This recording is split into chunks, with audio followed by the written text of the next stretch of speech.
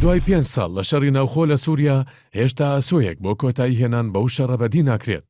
جگەلەوەی لەسەر ئاستی ناوخۆدا دەیان گروپی چەکداری دژ بەیەک هەیە کە سەرکەوتنی هەرکامیان لە شکستی لایەنەکانی دیکەدایە.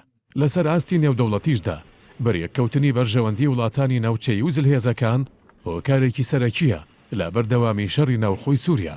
لەسەر ئاستی نێودەوڵەتیدا 4 وڵات کاریگەری گەورەیان هەیە لە قەیرانی سووریادا. ئەو 4 وڵاتەش بریتین لە وڵاتانی ئەمریکا، رووسیا، ئێران و تورکیا. هەرکام لە وڵاتانش ئامانج و بەرژەوەندی جیاوازیان هەیە و ڕوانینی هەرکام لە وڵاتانش سەبارەت بە پرسی کورد لە ڕۆژاوای کوردستان جیاوازە. ئامانجەکانی ئەمریکا لە سووریا بریتین لە: یەکەم، لاوازکردن یان لە ناوبردنی داعش و کۆنتڕۆڵکردنەوەی ڕەققە. دووەم، دوورخستنەوەی بەشار ئەسەد لە دەسەڵات لە درێژماوەدا.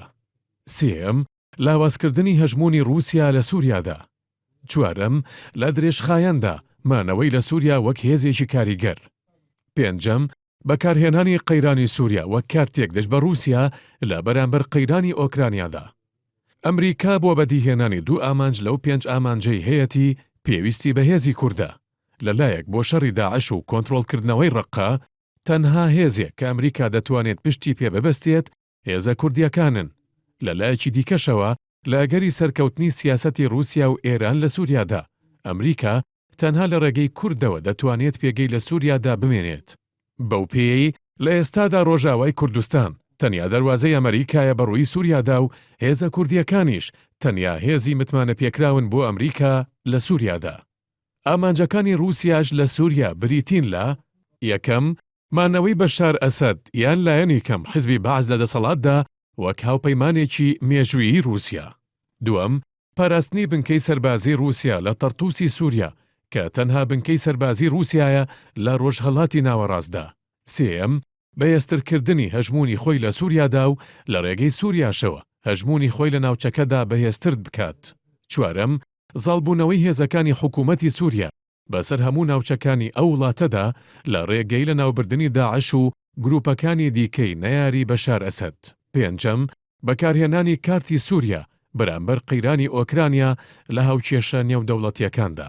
بۆچوونی رووسیا بەرامبەر بە کورد ئەوەیە کە رووسیا نایەوێت بەریەککەوتن لە نێوان کورد و حکوومەتی سووریادا دروست ببێت و هەوڵ بۆ ئەوە دەدات کە کورد لە داهاتووی سووریادا وەک هاوپەیمانی حکوومەتی سووریا دەربکەون و لە بەرامبەریشدا حکوومەتی سووریا دەبێت هەندێک لەو مافانەی کە کورد داوای دەکەن بە فەرمی بناسێت.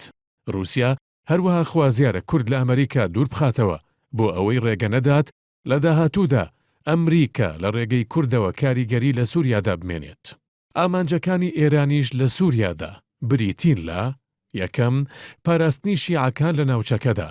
ئێران عەلەویەکانی سووریا وە گروپێکی ئاینی شیعە سەیر دەکات. جگەلەوەش پێویستی بەوەیە عەلەویەکان لە دەسەڵاتدا بمێننەوە لە چوارچێوەی هاوپەیمانیەتی شیعەکان لە ئێران و عێراق و سووریا و لوبنان. دووەم، مانەوەی بەشار ئەسەد لە دەسەڵاتدا. بەو پێی بەشار ئەسەد تەنها دەواازەیە کە بەڕووی ئێراندا لە سووریا. لە ئەگەری دوورخرانەوەی بەشار ئەسەد ئێران ڕۆڵێکی ئەوتۆی لە سووریا نامێنێت. سێم، پاراستنی یەکپارچەیی خاکی سووریا بە تایبەتیش دژی جیابوونەوەی کوردە لە سووریا. بۆ پێی ئێران دروستبوونی دەوڵەتێکی کوردی لە دژی بەرژەوەندیەکانی خۆیدا دەبینێت.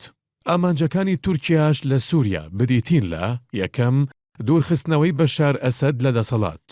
دووەم، بەهێزترکردنی پێگەی گروپە ئۆپۆزیسیۆنەکانی نەیاری بەشار ئەسەد بە تایبەت ئەو گروپانەی نزیکن لە تورکیاوە. سێم، تورکیا دەیەوێت لە داهاتوودا دەسەڵاتی سووریا بکەوێتە دەست گروپە سوننەکان بە تایبەتیش ئیخوانەکانی سووریا. چوارەم، گرنگترین ئامانجی تورکیا بریتیە لە ڕێگریکردن لە دروستبوونی کیانێکی کوردی لە ڕۆژئاوای کوردستان و ڕێگەنەدان بە پێکەوە بەسترانی کانتۆنەکانی عەفرین و کۆبانێ. پێنجەم، دروستکردنی ناوچەیەکی ئارام لە باکووری سووریا بۆ نیشتەجێکردنی بەشێک لە ئاوارەکانی سووریا کە کورد ئەم ئامانجەی تورکیا بە هەوڵێک دەبینێت بۆ گۆڕینی دیموگرافیای ناوچەکە.